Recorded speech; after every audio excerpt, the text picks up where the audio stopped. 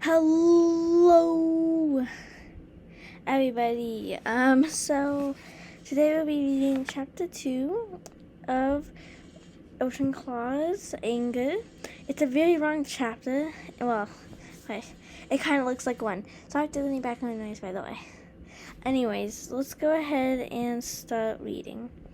A couple days had passed since the meeting with Desk Gecko, and Ocean Kit decided to play with the other kids.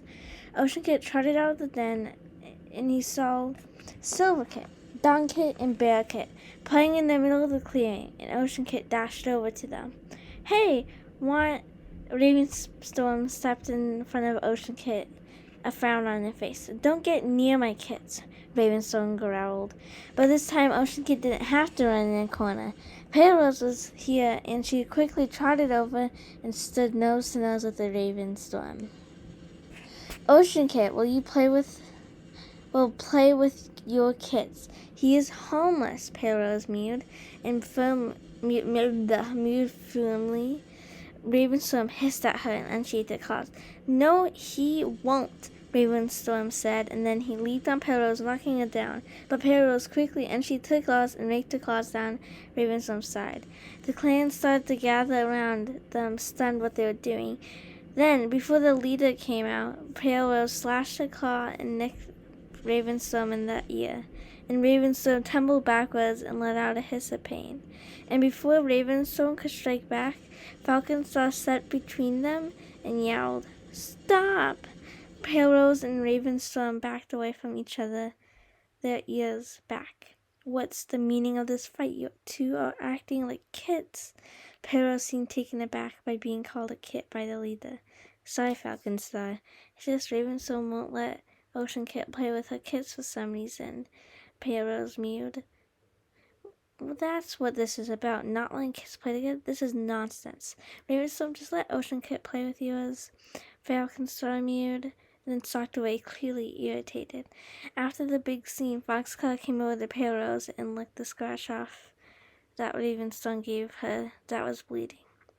"You're very protective of Ocean Kit," Foxclaw said, and Pale Rose nodded. "Now go play, Ocean Kit," Pale Rose said, and pushed him over to the other kits. "Hey, guys," Ocean Kit meowed, and trotted over to the other kits. "Hey, Ocean Kit," or should I say Mean Kit, Bear Kit snapped at, and Ocean Kit whined. "I'm sorry, Bear Kit, I didn't mean to," Ocean Kit meowed, but then Bear Kit looked away from him. "I think it was on purpose," Silver Kit. I think it wasn't on purpose, Bear Kit," Silver Kit said, and Ocean Kit put, "Thanks, Silver Kit." "Of course, Ocean Kit. You're my friend, but don't ignore your new litter mates, even when you become a warrior," Silver Kit meowed. "What? I don't have litter mates," Ocean Kit said, and tipped his head to one side. "Didn't Pale Rose tell you? She and Foxclaw are mates, and Pale Rose is expecting kits. It was obvious before you even came here," Silver Kit told Ocean Kit. "She didn't tell me," Ocean Kit snapped, and with his... Ocean Kit snapped, and with his head...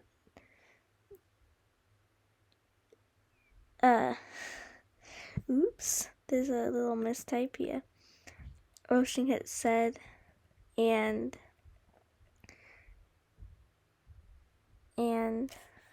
ran out of camp.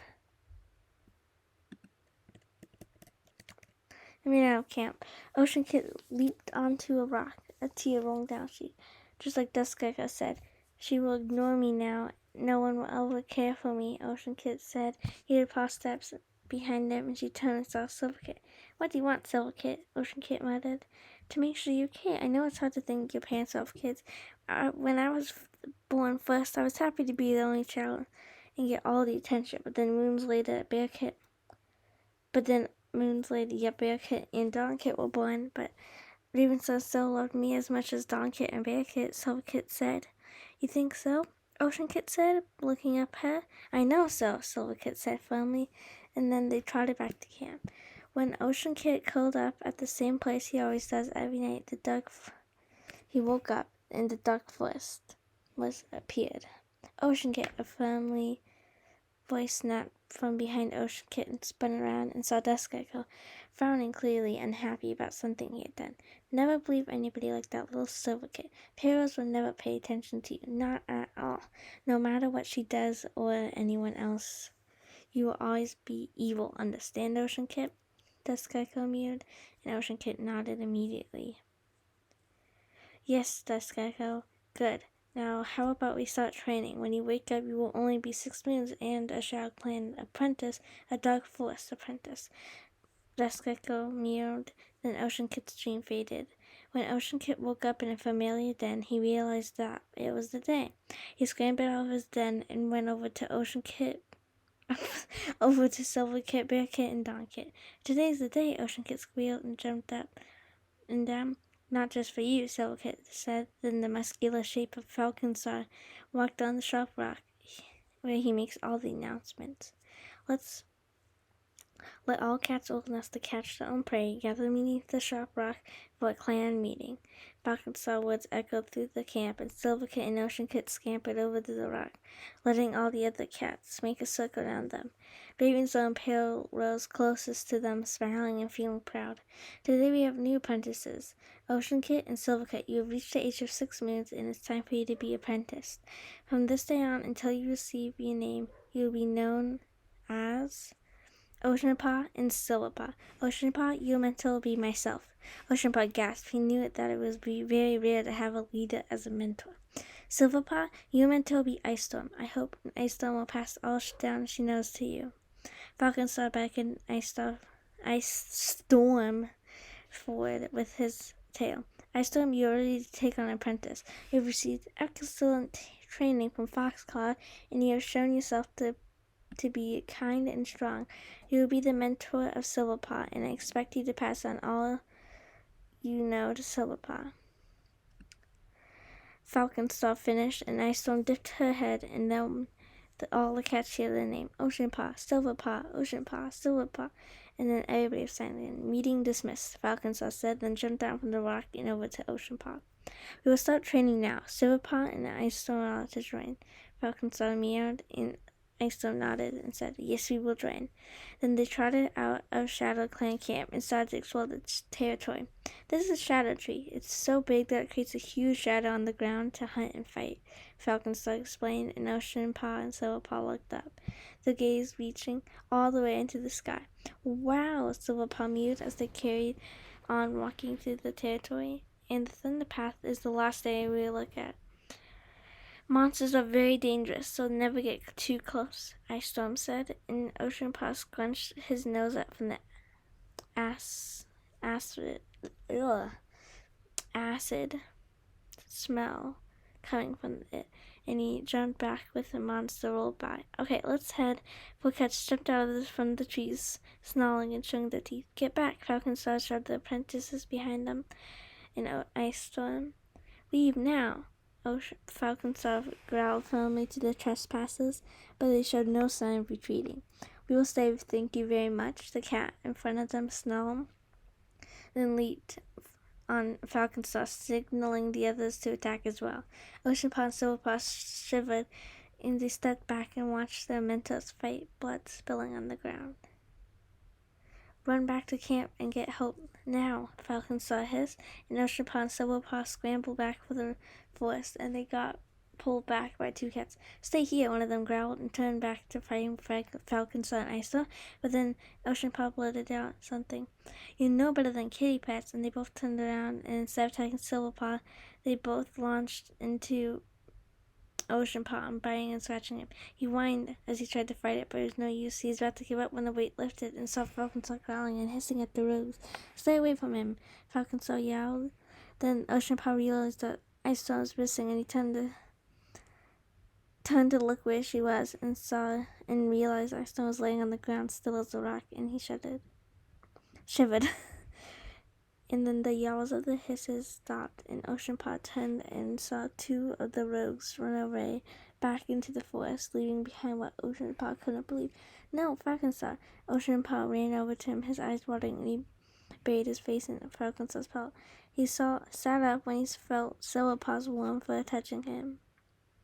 He must have been on his last life, like all warriors, like Ice Storm, Silverpaw mewed, showing pain in the eyes. We must get back to camp and tell the others what happened. Ocean Paw sniffed.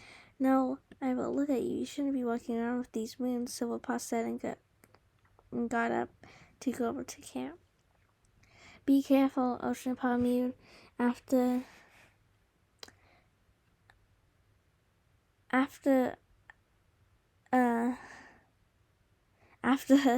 and Falcon saw an ice storm's death. Wait, Ocean Paw licked his wounds clean. He hadn't felt the stinging since he'd been so caught up on Falcon's son Isom's death. Rustling bush made him scramble to his paws, afraid the rogues were back, but he settled down when he saw Silverpaw, Pale Rose, Applestripe, Hornet Whisker, and Ravenstorm hurrying through the bushes, their expressions unreadable. What happened? Applestripe fretted, and then looked at the two dead bodies of Ice Storm and Falconstar. 4 rogues came in and attacked us. We tried to get out. We tried to get help, but they stopped us from coming to get you.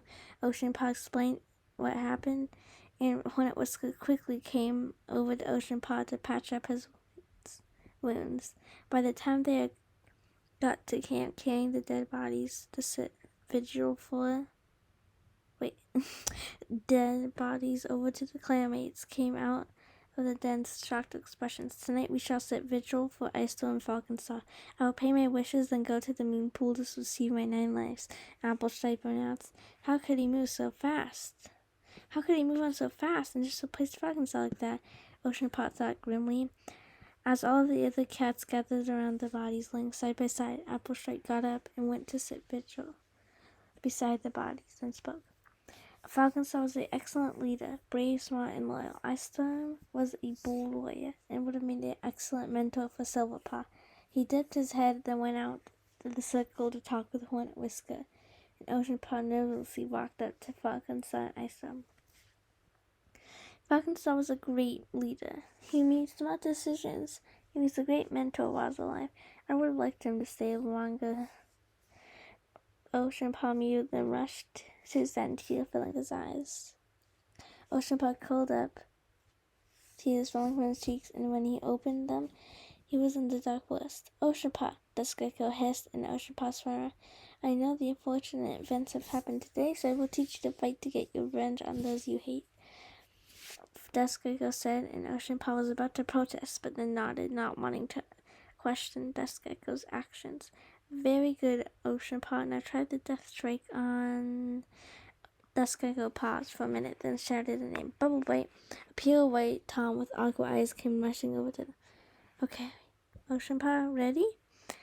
Dusk Gecko asked, and Ocean Paw gulped and saw the fear in Bubble Bite's eyes, but he looked at Bubble Bite's back where he would pretend he was going, but then he launched forward at Bubble Bite's neck and bite down hard. He felt blood rushing into his mouth, and he sat back. He opened his eyes and saw Bubble Bite's ghostly body limp on the ground. He felt scared, but proud at the same time. He felt satisfied. Good job, Ocean Paw, but it wasn't the best. Here's your punishment. Dusk Gecko mewed, then leaped on Ocean Paw and scratched down across Ocean Paw's eyes, making him stumble back and let out his pain. I'm sorry, Dusk Gecko. I'll do better next time. Ocean Paw mewed, then quickly ignored the stinging pain in his eyes.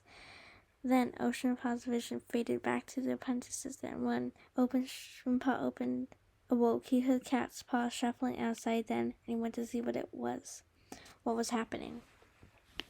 When he came out, he saw Applestripe, Applestar now, on sharp work. The warriors' apprentices, all the warriors' apprentices and elders below him for a clan meeting. He ducked his head low to make sure no one saw his eye, even though it still stinged. He wouldn't want to waste Hornet Whisker's time. He sat beside Pale Rose to the side, and she couldn't see. He felt Pale Rose's gaze on him, and she quietly asked, "What's wrong, Ocean Paw?" "Nothing," Ocean Paw hissed back. Ocean Paw ignored Pale Rose and listened to the leader's words. "I say these words before Starclan, so the spirits of our warriors, ancestors, and our warrior ancestors and us may hear and approve of my choice. The new deputy of Shadow Clan is Fox cloud. Cats below the clearing started chanting Foxclaw's name, and Oceanpaw joined in before the voices died down, and Falconstar flicked his tail, signaling for Oceanpaw and Silverpaw to come forward. Oceanpaw took a deep breath before looking up at Applestar, and the cats around the clearing gasped in astonishment. Oceanpaw, what happened to you? Applestar asked. I'm fine. Can we just keep going? Oceanpaw muttered, and Applestar sighed and continued the meeting.